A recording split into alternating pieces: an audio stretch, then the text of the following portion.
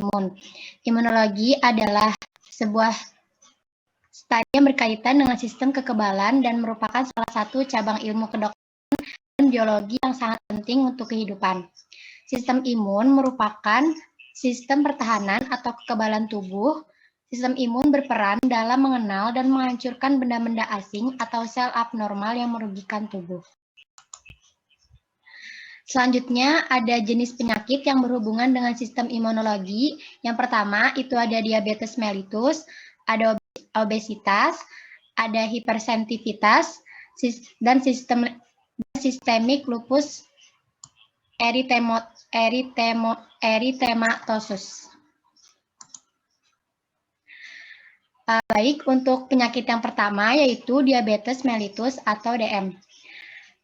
Suatu penyakit atau gangguan metabolisme kronis dengan multi-etiologi yang ditandai dengan tingginya kadar gula darah disertai dengan gangguan metabolisme karbohidrat, lipid, dan protein sebagai akibat insufisiensi fungsi insulin. Jenis-jenis diabetes mellitus itu sendiri ada 4 macam. Yang pertama itu diabetes mellitus tipe 1. Yaitu diabetes mellitus yang disebabkan tidak adanya produksi insulin sama sekali. Yang kedua, diabetes mellitus tipe 2. Diabetes mellitus yang disebabkan tidak cukup dan tidak efektifnya kerja insulin. Yang ketiga, diabetes mellitus gestasional, yaitu diabetes mellitus yang terjadi saat kehamilan. Yang keempat, diabetes mellitus tipe lainnya, di mana diabetes mellitus tipe lain yang disebabkan oleh pemakaian obat, penyakit lain-lain, dan sebagainya. Adapun tipe dari diabetes mellitus itu sendiri, kami mengambil dari tipe 1 dan tipe 2.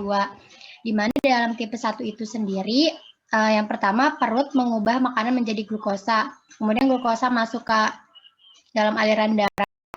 Kemudian pankreas hasilkan sedikit insulin atau tidak sama sekali. Kemudian sedikit insulin masuk ke aliran darah atau tidak sama sekali. Dan kemudian glukosa atau gula menumpuk di dalam darah karena tidak bisa diolah menjadi energi akibat kekurangan insulin. Adapun diabetes mellitus tipe kedua, itu perut mengubah makanan menjadi glukosa. Glukosa masuk ke dalam aliran darah, kemudian pankreas menghasilkan insulin. Kemudian insulin masuk ke aliran darah. Kemudian glukosa atau gula tidak bisa masuk ke dalam sel tubuh dan glukosa akhirnya menumpuk di dalam darah. Kemudian patofisiologi diabetes mellitus. Pada patofisiologi diabetes mellitus tipe 1 itu berupa penurunan sekresi insulin akibat autoantibodi yang merusak sel-sel pulau Langerhans pada pankreas. Yang kedua, patofisiologi diabetes mellitus tipe 2 terjadi sebagai akibat kombinasi beberapa aspek yang berlangsung lama, dapat bertahun-tahun secara subklinis. Aspek-aspek tersebut adalah penurunan sekresi insulin, resistensi insulin, dan ominous oktat. Kemudian etiologi diabetes mellitus.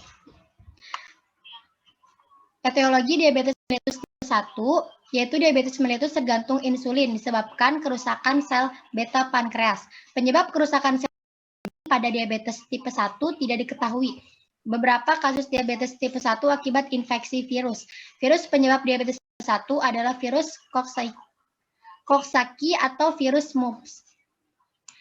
Yang kedua itu etiologi diabetes mellitus tipe 2, di mana insulin basal atau insulin alami yang dikeluarkan pankreas biasanya normal, tetapi pelepasan insulin secara tepat dan jumlah banyak setelah makan menjadi pokok permasalahan karena menyebabkan kegagalan metabolisme karbohidrat secara normal.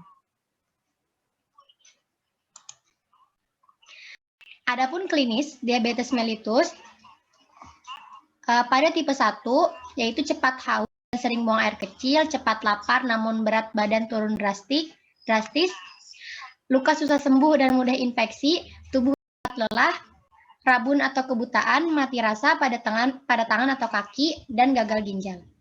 Adapun pada tipe kedua itu sering buang air kecil terutama saat malam hari, sering merasa haus dan lapar, berat badan turun, luka yang sulit sembuh, mudah terserang infeksi, kulit gatal, pandangan kabur, gatal di kemaluan pada wanita, dan gangguan ereksi pada pria.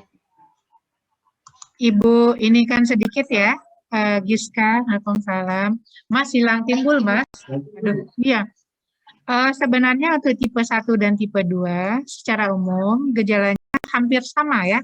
Mereka ada trias polidipsi, polifagia, dan polidipsi. Ada triasnya ya, haus, lapar, dan lelah gitu ya. Jadi klinisnya hampir sama gitu ya. Ibu luruskan. Lanjut, Giska. Baik, Ibu. Terima kasih. Ya. Adapun fisioterapi pada diabetes mellitus itu sendiri, yaitu dengan melakukan program latihan atau aktivitas fisik rutin selama 30 menit per hari dan dalam pengawasan. Contohnya senam kaki. Dibantu juga dengan memberikan pola makan yang sehat. Tujuan program ini sendiri mengontrol gula darah pasien, mencegah ketergantungan suntik insulin, memperbaiki sirkulasi darah, dan memperkuat otot. Ibu, ini kan sedikit ya, kalau Giska. Nanti pada fisioterapi, yang utama itu yang bawahnya ini, memperbaiki sirkulasi darah dan memperkuat otot. Jadi itu yang dinaikkan. Kalau untuk mengontrol gula darah dan mencegah ketergantungan insulin itu, ini bidang lain gitu ya. Jadi yang di bawahnya itu yang kita naikkan ke atas ya, Giska. Baik, Ibu. Sirkulasi darah dan memperkuat otot ya. Oke, baik, Ibu, terima lanjut. kasih. Baik, bisa dilanjutkan dengan rekan saya. Ya, baik, terima kasih Giska. Berikutnya untuk penyakit obesitas adalah saya yang akan menjelaskan. Jadi obesitas sendiri ini adalah kondisi yang kronis akibat dari penumpukan lemak dalam tubuh yang sangat tinggi.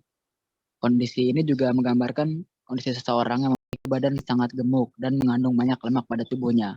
Ini di samping ada tabel IMT. Jadi obesitas ini menurut klasifikasi WHO bisa dikatakan obesitas bila IMT kita sudah mencapai 5. Dan untuk klasifikasi nasional hanya ditulis gemuk itu juga lebih dari 25. 25,1 sudah mulai termasuk obesitas. Zidan, dibacakan aja semua tabelnya, Zidan. Oh ya, baik Bu. Ya. Baik, untuk tabel berikut yang dilansir dari Kemenkes. Ya. Untuk klasifikasi WHO dibagi menjadi beberapa bagian. Yang pertama itu berat badan kurang atau underweight dengan IMT di bawah 18,5. Berikutnya berat badan normal, IMT-nya itu antara 18,5 sampai dengan 22,9. Yang ketiga kelebihan berat badan atau overweight. Overweight ini belum termasuk obesitas dengan IMT 23 sampai 24,9. Lalu obesitas 1 dengan IMT 25 sampai 29,9 dan obesitas 2 dengan berat dengan IMT lebih dari 30. Betul. Lalu untuk klasifikasi nasional sendiri hanya terbagi menjadi 3. Dengan kurus itu IMT-nya 17 sampai 18,4 dan untuk normal 18,5 sampai 25. Dan untuk gemuk ringan sampai berat itu antara 25,1 sampai dengan 27. Silakan. Ya, tapi biasanya kita pakainya yang WH ya. Jadi ada yang underweight, normal, overweight, dan obesitas gitu ya. Oke, lanjut Zidan. Dan berikutnya ada patofisiologi dari obesitas. Jadi obesitas ini diawali dari kebutuhan energi yang ada dalam tubuh. Dengan itu, maka jaringan lemak pada tubuh akan berkurang sehingga merangsang hormon grelin untuk meningkatkan nafsu makan kita. Nah, masuknya makanan atau energi dari luar ini terkadang berlebih sehingga menyebabkan jaringan adiposa atau pada lemak kita bertambah secara drastis dan tidak terkontrol. Ini yang menyebabkan terjadinya obesitas.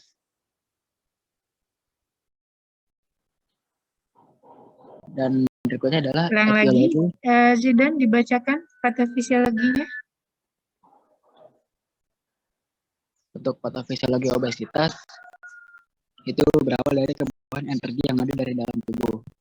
Kebutuhan energi tersebut mengakibatkan lemak pada tubuh itu berkurang, sehingga akan timbul rangsangan lapar yang dipengaruhi oleh hormon grelin yang mengakibatkan peningkatan nafsu makan pada manusia. Berikutnya, masuknya energi yang lebih banyak dari yang dibutuhkan tubuh. Jadi dari peningkatan nafsu makan tadi, jika makan yang masuk itu berlebih, itu menyebabkan jaringan lemak bertambah secara drastis dan itu menyebabkan obesitas.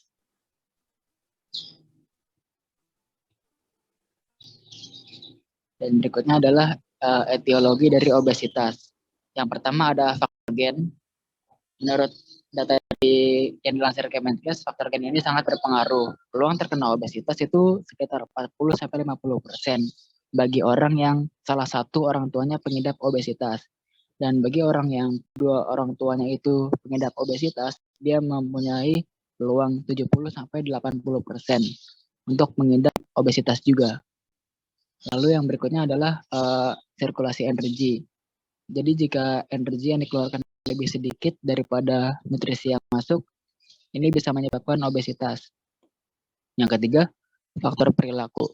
Perilaku seperti waktu makan, waktu istirahat, dan waktu beraktivitas yang buruk dapat menyebabkan obesitas.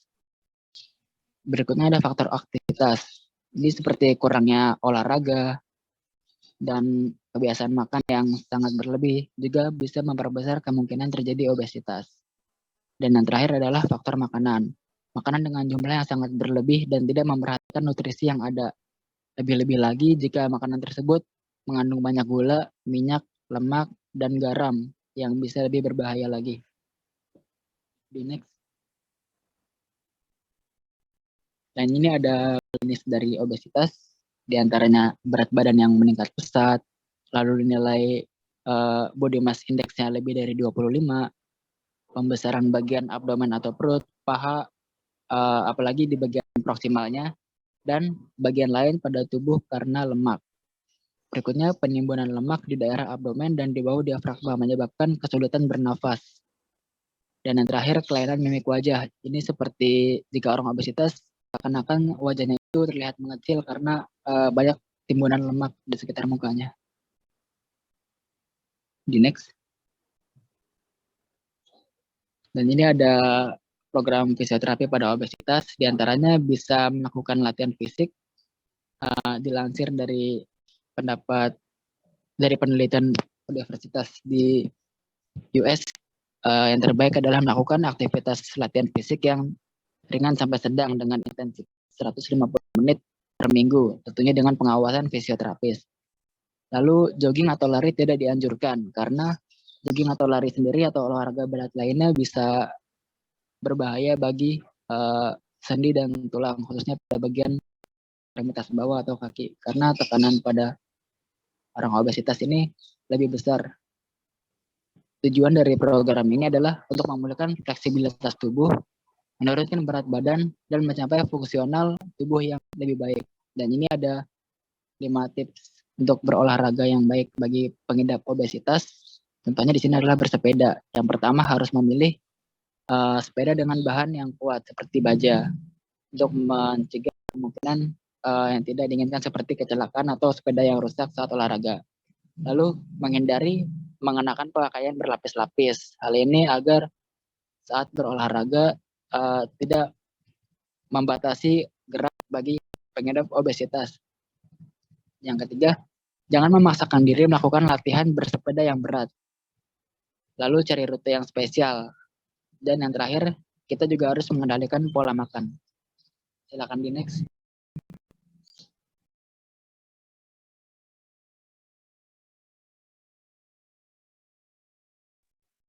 Ya, baik. Sebelumnya, mohon izin apakah suara saya terdengar dengan jelas? Terdengar. Ya, baik. Mohon izin menjelaskan. Selanjutnya ada hipersensitivitas. Hipersensitivitas adalah reaksi-reaksi dari sistem kekebalan yang terjadi ketika jaringan tubuh yang normal mengalami cedera atau luka. Bisa di next. Ya, kemudian ada patofisiologi dari hipersensitivitas. Yang pertama ada hipersensitivitas tipe 1, yaitu ada reaksi cepat, kemudian reaksi berhubungan dengan kulit, mata, nasofaring, bronkopulmonal, dan saluran gastrointestinal, dan yang terakhir diperantarai oleh imunoglobulin E. Kemudian yang kedua, hipersensitivitas tipe 2, yaitu diakibatkan oleh antibodi imunoglobulin E dan imunoglobulin M terhadap antigen pada permukaan sel.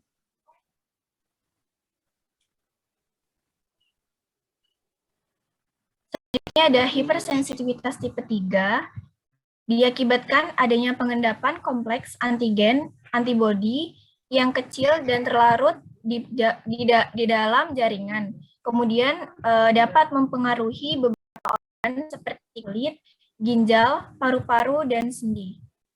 Selanjutnya ada hipersensitivitas tipe 4 yang diperantarai sel atau tipe lambat, diakibatkan oleh aktivitas perusakan jaringan oleh sel T dan makrofag. Contohnya itu hipersensitivitas pneumonitis, dermatitis, dan tipe lambat kronis. Jadi next. Ya, kemudian ada etiologi dari hipersensitivitas. Yang pertama, infeksi persisten. Pada infeksi terdapat antigen mikroba. Pada proses infeksi ini akan muncul kompleks imun pada organ yang terinfeksi. Yang kedua, autoimun.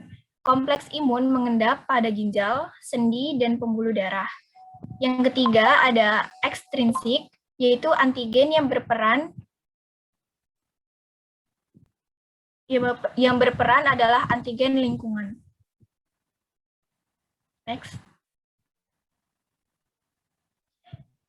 Selanjutnya ada klinis hipersensitivitas yang tipe 1 yaitu urtikaria atau biduran, yang kedua rinitis yaitu alergi pada saluran pernapasan, yang ketiga asma, yang keempat anafilaksis yaitu meliputi kesulitan bernafas, tekanan darah menurun drastis,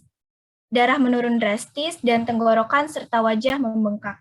Yang kedua, hipersensitivitas tipe 2 yaitu ada kelainan darah berupa anemia hemolitik, trombositopenia, eosinofilia, dan granulositopenia. Yang kedua, penolakan transplantasi organ dan penyakit Hashimoto.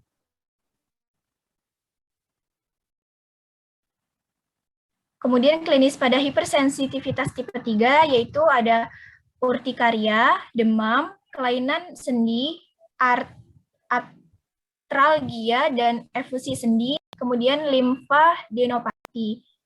Yang terakhir, hipersensitivitas tipe 4, yaitu pada saluran pernapasan meliputi asma, pada saluran pencernaan seperti mual, muntah, diare, perut.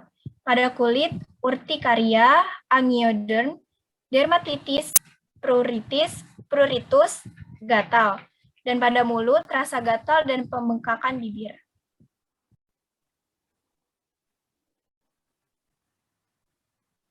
Next. Nah, kemudian ada fisioterapi pada hipersensitivitas. Yang pertama ada pemberian neuromuscular tapping untuk memperlancar sumbatan pada cairan tubuh, memberi efek kompresi dan dilatasi. Kemudian teknik desinitisasi, yaitu menggunakan berbagai aktivitas untuk mengurangi gejala dan mencegah terjadi nyeri kronik seperti meraba bulu, beras, bahan tekstil, dan lainnya. Next. Ya, kemudian ada sistematik lupus eritematosus, yaitu penyakit peradangan inflamasi kronis yang disebabkan oleh sistem imun atau kekebalan tubuh yang menyerang sel, jaringan, dan organ tubuh sendiri. etiologi dari SLE tadi yaitu meliputi faktor genetik, yaitu interaksi banyak gen, riwayat keluarga berpengaruh juga, kemudian faktor hormonalnya, perempuan usia produktif lebih sering, ekstrogen dan prolaktin diduga berperan. Kemudian untuk faktor lingkungannya yaitu stres psikologis, paparan sinar UV, polusi, asap rokok, infeksi, obat-obatan, dan zat kimia.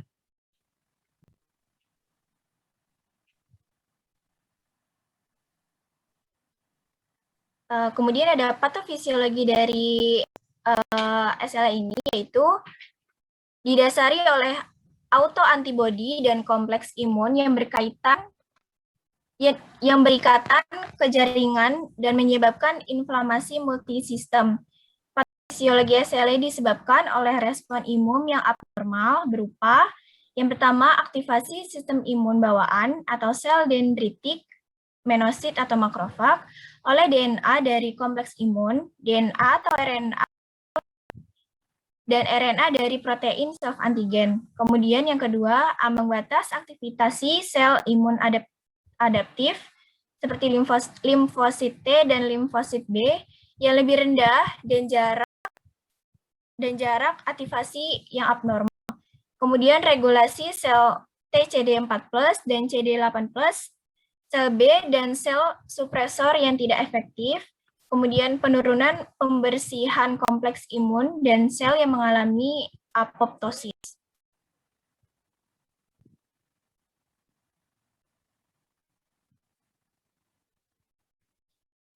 Klinis dari SLE ini yaitu pada sistem muskuloskeletal, nyeri otot, kemudian sistem integumen, ruam merah pada kulit, sistem pulmonal, nyeri dada dan sesak nafas, sistem kardiovaskuler, perikarditis, sistem vaskuler, peradangan pada kulit, sistem perkemihan, kerusakan glomerulus, dan sistem pada saraf, depresi, dan psikokis.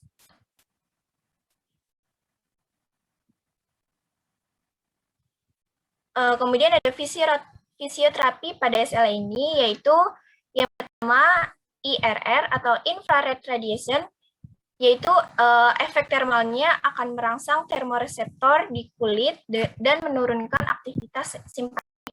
Kemudian interferensial lebih sering dan nyaman digunakan daripada arus lain karena amplitudo yang diberikan pada kulit rendah. Dan yang terakhir ada exercise therapy.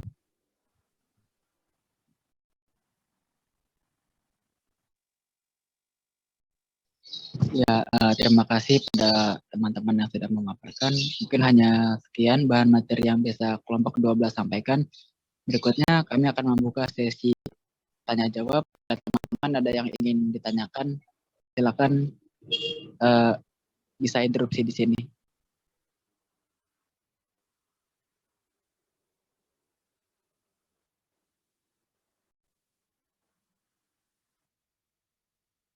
PPT kelas aja ya, Zidan.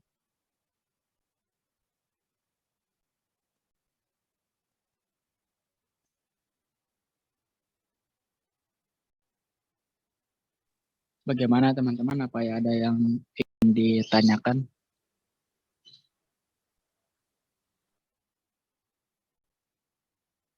Silakan adik-adik. Ibu dari tadi keluar terus itu, jadi apa ya? Kamera ibu sering hilang. Apa? Ini. Baiklah, jadi tadi ada DM, ada obesitas, ada hipersensitivitas ya, dan LE. Oke, silakan adik-adik kalau ada yang belum paham atau kepingin bertanya. Zidan, kedengaran suara ibu nggak? Kedengaran, Bu?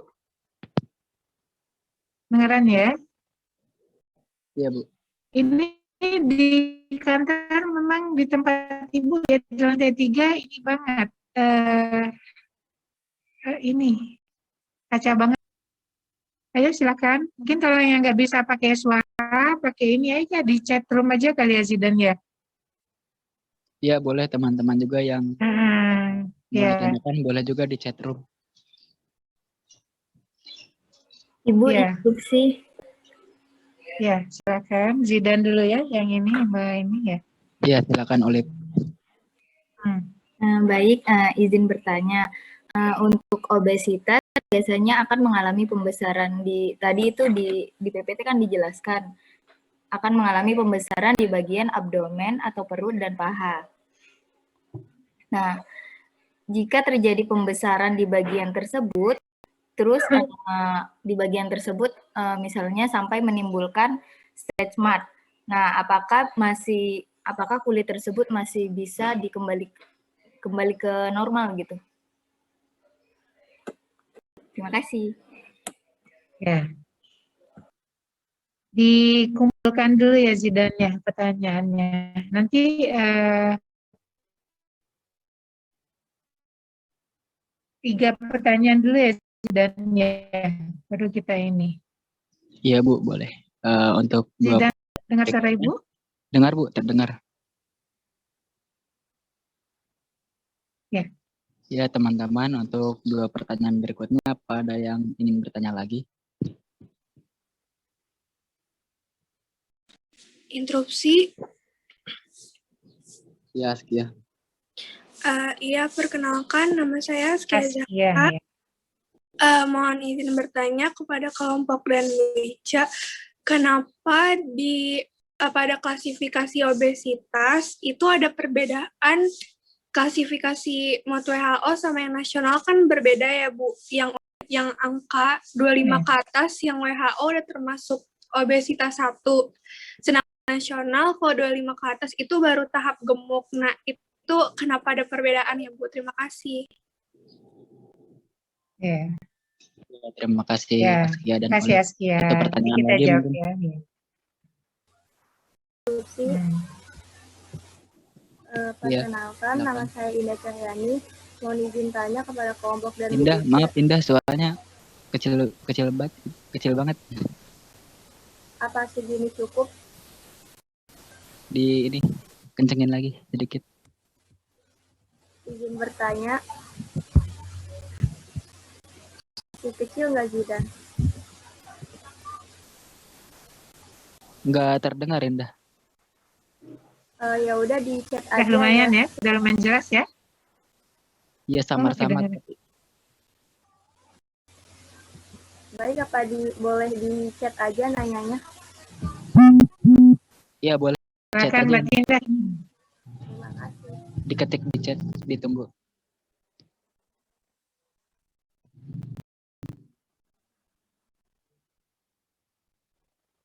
Tadi baru 2 pertanyaan ya, pertanyaan dari stretch marks ya pada obesitas. Kemudian pertanyaan dari Askia Zahra itu kenapa beda standarnya antara WHO dengan nasional ya. Oke, kalau yang Indah belum masuk gitu pertanyaannya. Ya.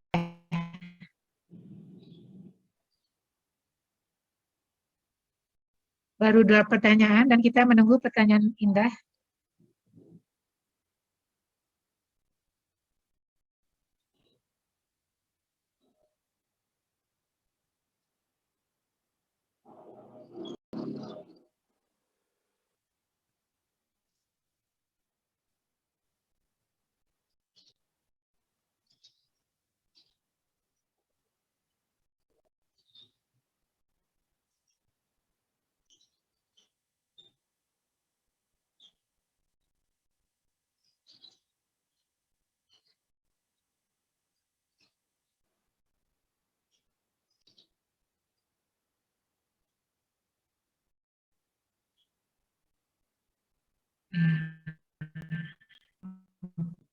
Ya, sudah masuk. Pertanyaan dibacakan aja Zidan, pertanyaan dari Indah Zidan. Ya, jadi Indah bertanya kenapa dari diabetes ini biasanya penyakitnya menjalar ke beberapa bagian tubuh lain seperti mata dan lain-lainnya. Dan dia juga nanya penyebab mengapa bisa terjadi komplikasi seperti itu. Oke, ada 3 pertanyaan Zidan. Apakah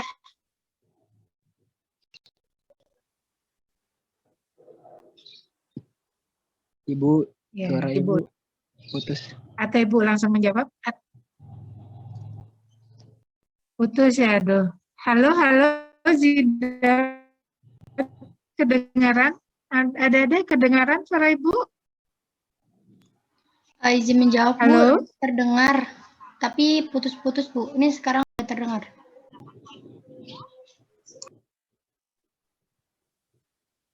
Ah, kedengaran? Dengaran, Bu? Zidan, suara Ibu? Ya, Bu, terdengar, Bu. Giska, jelas? Ya. Zidan, ini mau dijawab kelompok dulu. Nah, ini kelompok mau coba dulu?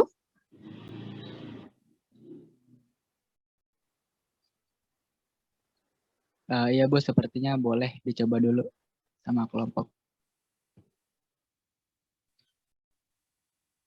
Zidan, Iya, Bu. nah ya, silakan dicoba dulu nanti kalau apa Ibu luluskan atau Ibu tambahkan atau Ibu kurangkan. Silakan.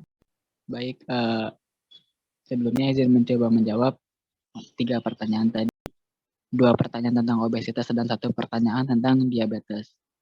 Pertanyaan pertama dari Khalifah, apa terjadi stress mark dan bagaimana bisa menghilangkannya. Jadi stress mark sendiri kan sebenarnya terjadi karena terjadi peregangan pada daerah-daerah yang mengalami pembesaran, seperti ini tentunya obesitas. Ini menyebabkan kerutan-kerutan pembuluh darah bisa melebar. Sebenarnya stretch mark ini nggak berbahaya, tapi bisa mengganggu mungkin penampilan fisik atau sebagainya. Dan bagaimana mencegahnya? Untuk mencegah dari stretch mark sendiri, itu yang paling baik adalah menjaga berat badan kita. Jadi tidak akan terjadi peregangan yang terlalu memberatkan sehingga bisa terjadi kerutan seperti stretch mark. Dan untuk cara menghilangkannya bisa beberapa cara seperti mengoleskan seperti krim penyembuh stretch mark atau melakukan operasi laser pada stretch mark. Tapi jika kita menjaga berat badan, stretch mark tidak timbul. Lalu berikutnya untuk pertanyaan Askia, apakah perbedaan antara diabetes yang versi WHO sama versi nasional?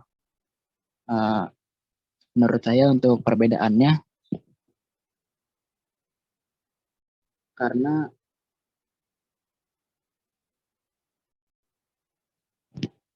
kalau nasional kan berdasarkan rata-rata tubuh orang Indonesia, dan itu berbeda dengan klasifikasi WHO, di mana WHO ini harus mengambil istilahnya data dari orang yang berbeda-beda di seluruh dunia, dari orang di Eropa, di Asia, di Afrika yang tentunya memiliki perbedaan. Karena pengambilan data INT ini kan menggunakan berat badan dan tinggi badan, yang dimana misalnya pada Asia dan Eropa saja rata-rata tinggi dan berat badan itu bisa berbeda. Itu yang menyebabkan saya kenapa ada versi WHO dan versi nasional. Untuk pertanyaan 3, Yes. apa teman yang lain ada yang mau menjawab mengenai diabetes?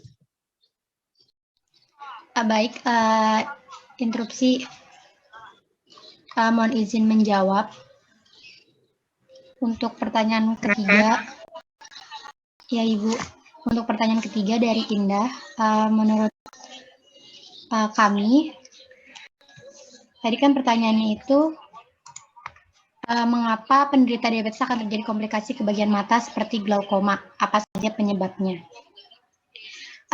Dapat kita ketahui bahwa glaukoma adalah penyakit mata yang ditandai dengan penumpukan cairan mata berlebih, sehingga membuat tekanan di dalam bola mata itu meningkat. Nah, pada penderita diabetes, glaukoma bisa terjadi karena pembentukan pembuluh darah baru yang tidak normal pada selaput pelangi mata atau iris itu sendiri. Jadi, ada penderita diabetes itu biasanya terjadi penumpukan pembuluh darah baru pada iris mata sehingga bisa terjadi komplikasi begitu. Dan kondisi ini memang sangat cukup sulit ditangani. Mungkin dari teman-teman saya bisa menambahkan atau dari Ibu Ica. Terima kasih, Bu. Ya, makasih Giska. Pertanyaan, jadi Ibu tambahkan pertanyaan dari Indah tadi untuk glaukoma. Kedengaran suara Ibu Adede? Dengar, Suara Ibu. Ibu kedengaran? Ya. Glaukoma adalah peningkatan tekanan intraokuler. Tekanan pada bola mata itu meningkat. Disebabkan oleh apa? Benar ke mata. Disebabkan oleh apa? Oleh diabetes, gangguan pada retina. Karena apa? Karena terjadi penumpukannya begitu banyak gula atau glukosa yang ada mendarahi mata, sehingga oksigenasi ke sini berkurang, terbentuklah cabang-cabang yang baru, gitu ya. Itu jadi gejala dari diabetes mellitus itu salah satunya itu sangat spesifik, retinopati, gangguan pada retina, kabur, kemudian nanti terjadi glaukoma, gitu ya. Betul itu. Pertanyaan dari Indah. Zaid tadi sudah menjawab tentang pertanyaan dari Azahra ya. Pertanyaan dari Maulida sudah tadi ya, Ibu kelempar tadi. Stretch Smart sudah terjawab tadi? Ibu nggak dengar ininya karena Ibu terlempar. Udah, diulangi lagi Zidan, Ibu nggak dengar. Nah, Stretch Smart itu kenapa? Ya, stretch mark sendiri kan terjadinya karena adanya peregangan yang berlebih, bisa karena beberapa faktor seperti obesitas atau orang hamil biasanya. Dan stretch mark ini tidak berbahaya sebenarnya, tapi mungkin bisa mengganggu pandangan atau kondisi fisik seseorang.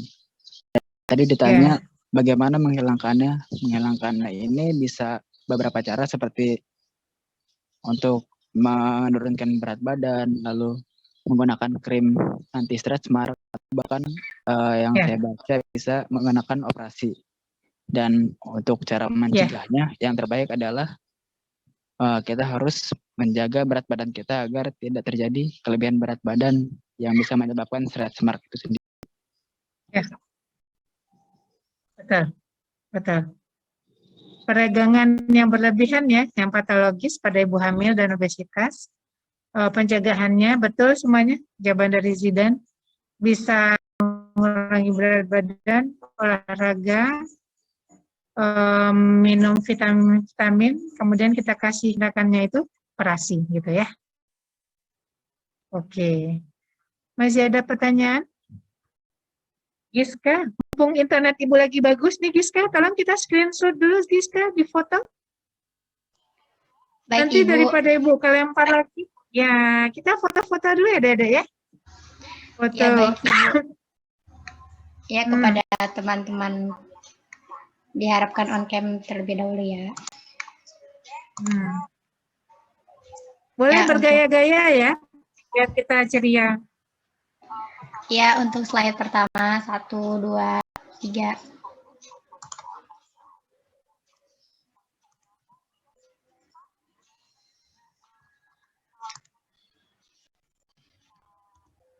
Selanjutnya untuk slide kedua, Mila. Bisa on cam. Ya, untuk slide kedua, 1, 2, 3.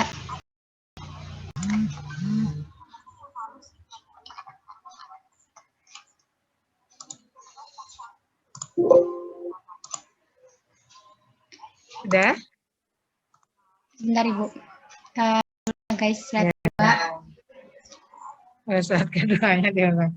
1, 2, 3. Kameranya di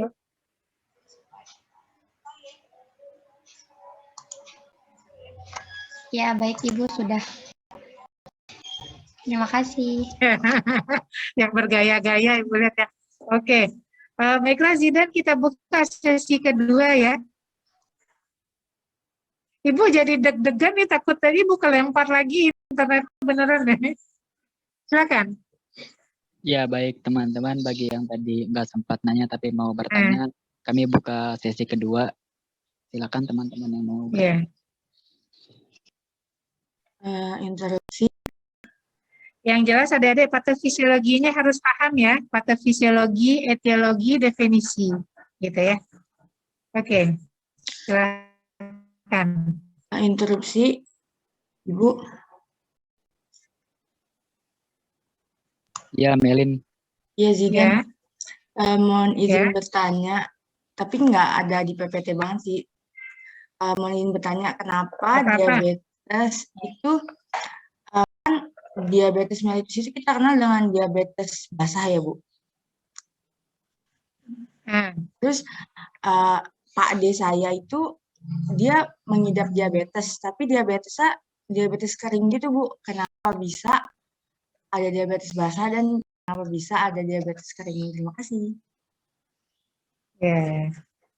Tadi di chat room ada juga satu ya Zidan ya, pertanyaannya ya. Ada Bu, jadi udah 2 pertanyaan. Ya baru 2. Satu lagi pertanyaannya. Interupsi, Ibu. Ya. Silakan. Ya, sebelumnya perkenalkan, nama saya Fitria Kurniasari. Zidan dulu ya, moderator dulu. Ya. Ya, izin bertanya kepada kelompok, pada penderita diabetes itu kan seringkali terjadi kadar gulanya itu tinggi banget atau rendah banget. Nah, itu disebabkan karena apa ya? Terima kasih. Gimana Dek? Ulangi Dek, Fitri. Gula darahnya gimana Fitri? Pada penderita diabetes mellitus itu kadang kadar gulanya itu bisa tinggi banget dan bisa rendah sekali. Nah, itu disebabkan karena apa ya? Terima kasih. Ya, udah 3 Zidan, sesi kedua. Mungkin kelompok, karena sesi pertama kelompok berhasil ya menjawabnya dengan better ya. Coba sesi kedua nih, silakan kelompok. Baik, udah ada 3 pertanyaan yang masuk buat kelompok kami dari Melin, Fitri, dan juga Rahma. Mungkin beberapa bisa kami coba bantu jawab dulu, Bu.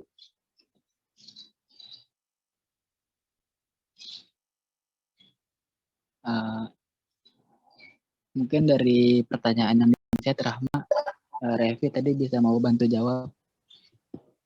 Ya, silakan. Ya baik, sebelumnya apakah suara saya terdengar dengan jelas? Jelas sama Ibu. Ya. Jelas. Tadi pertanyaan Rahma itu, mengapa seringkali kita temukan orang setelah melakukan diet, di kemudian hari berat badannya akan kembali naik, dan apa penyebabnya?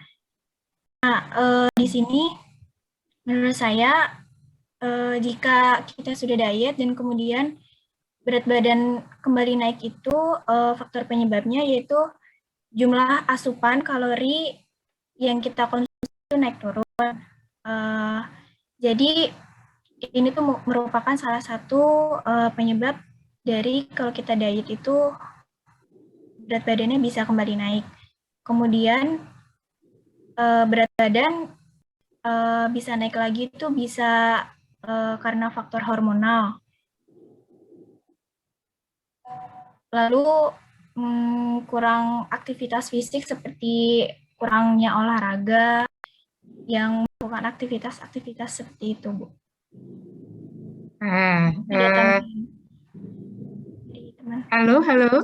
Halo. Dengar suara Ibu? Dengar, Bu. Halo. Dengar ya. Jawaban dari Revi udah menyentuh ya, tapi Ibu tambahkan aja. Zidan, kedengaran suara Ibu? Ada lain kedengaran suara Ibu? Jelas, Bu. Kedengaran? Halo? Iya, terdengar Ibu. Jelas ya? Ya. Nah, Iya, Bu. betul, jawaban dari Revi sudah menyentuh dari pertanyaan tadi. Ibu tambahkan dikit ya, Revi ya, nggak apa-apa ya. Ya, baik. Pada pasien overweight, ya sebenarnya kita berharapnya kondisi badan kita itu normal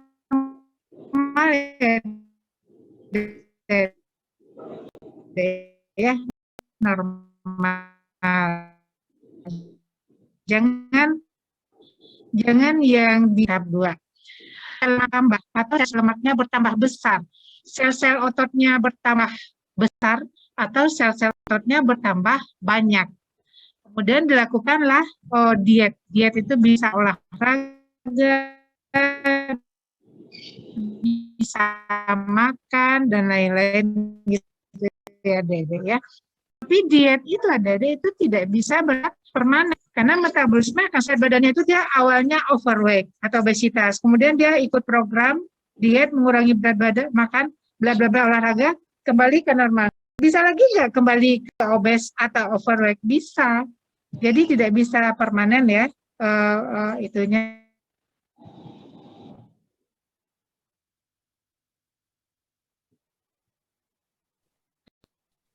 Pertanyaan apa tadi?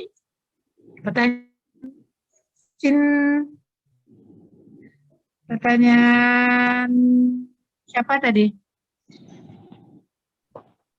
Pertanyaan Rahma ya? Gitu ya Rahma? Ya. Oke, Zidan lanjut Zidan. Pertanyaan yang kedua. Pertanyaan kedua, pertanyaan dari Melin. Halo. Ya, Bu. Ya. Ya. Untuk pertanyaan kedua dari Melin. Mau Ibu bantu apa mau coba jawab dulu, Zidan? Kelompok apa ada yang mau jawab dulu? Interupsi, Bu. Baik, Giska silakan. Baik, terima kasih atas Giska? kesempatannya. Ya. Ya, baik, terima kasih atas kesempatannya. Saya Giska izin mencoba menjawab dari pertanyaan Mailin. Sebenarnya untuk istilah diabetes basah dan kering ini, pada istilah diabetes kering itu sendiri itu digunakan bagi penderita diabetes tanpa luka ataupun infeksi. Sedangkan diabetes basah itu digunakan pada penderita diabetes yang memiliki komplikasi berupa luka yang sulit sembuh gitu. Dan sebenarnya dalam kedokteran itu sendiri diabetes kering dan basah itu istilahnya tuh kurang dipakai gitu dan jarang banget dipakai gitu karena dari diabetes itu sendiri kan pasti memiliki tipenya masing-masing gitu. Seperti tadi ada diabetes tipe 1, tipe 2, terus diabetes yang lainnya begitu. Jadi untuk istilah diabetes pada kehamilan kita tambah ya, diabetes gestasional, diabetes pada kehamilan. Iya, Bu. Nah, jadi diabetes basah dan kering itu mungkin istilah bagi masyarakat aja seperti itu, Bu. Mungkin dari teman saya yang lain ingin menambahkan atau dari Bu Ica dipersilakan. Terima kasih. Ya. Melin, ya, Giska, makasih jawabannya sudah tepat. Jadi Melin dengar suara Ibu. Halo. Iya, Ibu dengar. Melin.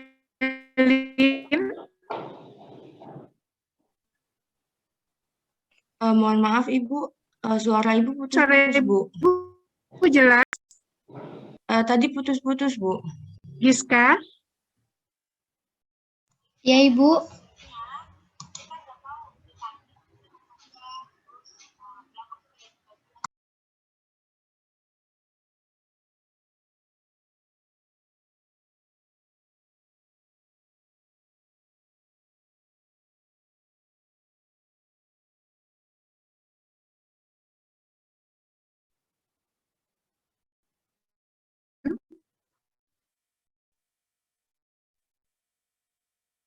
Zidan, suara Ibu kedengaran? Iya, Bu, sekarang terdengar, Bu. Tadi sempat putus-putus, Aduh, Bu. rasanya keringat ya kita. Ya, ya. Jadi Melin, betul jawaban dari Giska semuanya betul. Jadi diabetes basah sama kering itu biasanya istilah di masyarakat ini ya, masyarakat sekitarnya. Kalau secara medis diabetes itu bagiannya tipe 1, tipe 2 sama diabetes pada kehamilan. Jadi betul, jawaban Giska semuanya betul ya, Melin. Ya. Oke, Zidan, pertanyaan yang ketiga. Zidan. Ya, Bu. Pertanyaan Nah, ketiga tadi dari Fitri, kenapa orang diabetes ya. gula darahnya bisa tinggi, bisa rendah ya? Ya, Fitri ya? Ya. Iya, Jidan. Oh iya. Mungkin bisa saya coba jawab dulu. Nanti bisa dikoreksi dengan teman yang lain atau dengan Ibu Lica. Menurut saya kenapa bisa seperti itu karena tergantung pada hormon insulinnya dari pankreas. Karena kan hormon insulin itu yang nantinya akan mengolah gula darahnya, glukosanya. Jadi semakin baik insulinnya dalam artian jumlahnya cukup, maka gula darah tidak akan terlalu banyak. Jika insulin yang dihasilkan dari pankreas itu sedikit atau bahkan tidak ada, gula darahnya itu akan sangat banyak. Jadi bergantung pada kadar insulin yang dihasilkan oleh pankreas. Mungkin bisa teman yang lain atau dikoreksi. Terima kasih.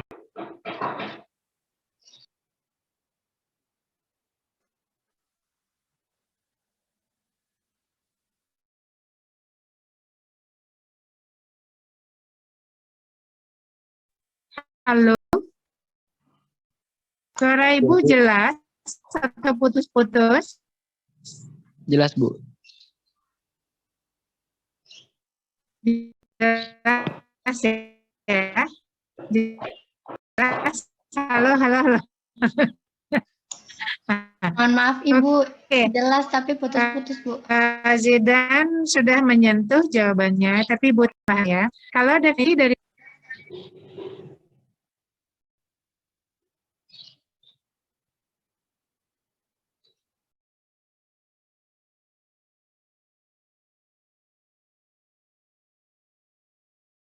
Ibu.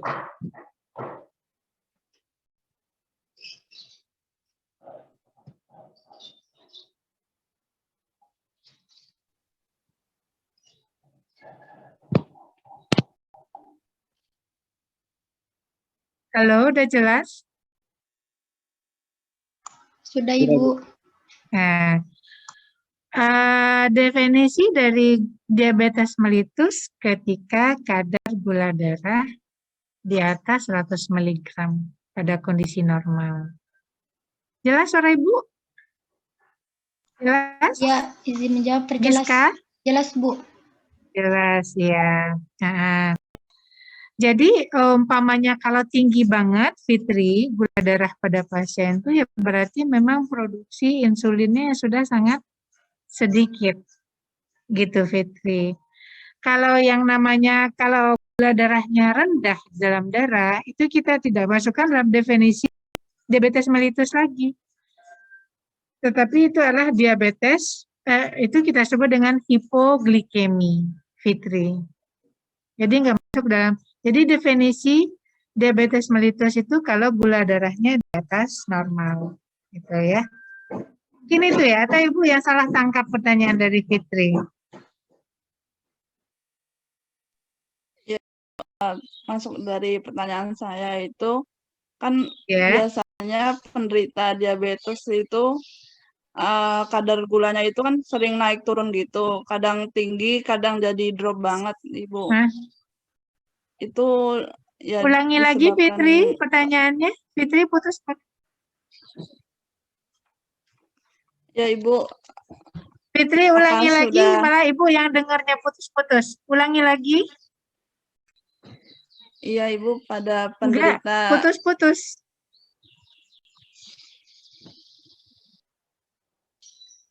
halo, apakah sudah terdengar, Ibu. Kedengaran. Nah, gimana Fitri? Maksudnya gimana? Mungkin aplikasinya gimana? Ya, pada penderita diabetes itu kan biasanya kadar gulanya bisa sangat tinggi sekali, Ibu. Dan bisa kadang-kadang tiba-tiba itu jadi drop banget, Ibu. Itu disebabkan karena apa ya, Ibu? Terima kasih, Ibu. Oh, paham Ibu sekarang. Tapi dia memang masanya diabetes ya, tiba-tiba drop. Pasien diabetes kan pengobatannya bermacam-macam ya. Bisa kita kasih olahraga saja, diet saja, atau obat oral, atau obat suntik, insulin. Kalau pasiennya drop tiba-tiba, berarti bisa jadi dosis obatnya yang terlampau tinggi atau kondisi pasien yang tidak bagus. Gitu. Kalau pasiennya DM, tiba-tiba dosis obatnya yang terlalu tinggi atau ada kondisi lain dari pasiennya yang perlu kita antisipasi. Fitri, dengar suara Ibu? Iya, Ibu, terdengar, Bu.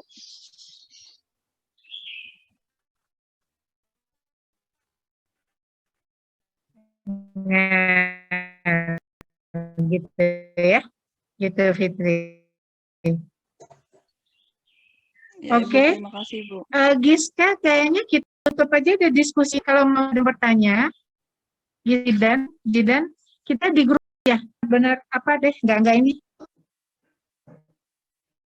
Baik, Ibu. Baik, Bu. Halo, Iya, Bu. Giska, Zidan. Kita tutup aja di sini. Kalau nanti masih ada pertanyaan, kita lanjutkan.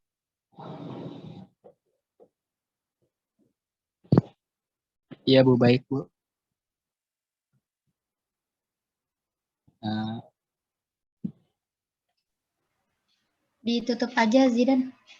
iya, baik. Sebelumnya terima kasih pada semuanya telah memperhatikan presentasi kami. Ya, Kami ditutup aja, Zidan. kelompok 12 mohon maaf apabila ada kekurangan dari PPT, penyampaian, dan dalam menjawab jawaban dari teman-teman tadi. Bila ada pertanyaan berikutnya bisa ditanyakan di grup patofisiologi umum atau bisa ke kelompok 12. Presentasi kelompok 12 saya akhiri. Mohon maaf atas segala kekurangan. Wassalamualaikum warahmatullahi wabarakatuh. Waalaikumsalam warahmatullahi wabarakatuh. Adek, Terima kasih. Adik-adik maaf ya, diskusi kita tidak begitu lancar karena internet di kantor kurang begitu connect. Kalau ada yang mau bertanya tentang apa saja, DM, obesitas, LE, dan hipersensitivitas, silakan di grup. Oke, terima kasih banyak. Kita fotonya sekali tadi aja deh ya. Terima kasih banyak. Sampai ketemu di grup. Assalamualaikum warahmatullahi wabarakatuh dan selamat pagi. Kelompoknya bagus ya, PPT-nya juga bagus. Ya, oke. Kita beri aplaus untuk kelompok.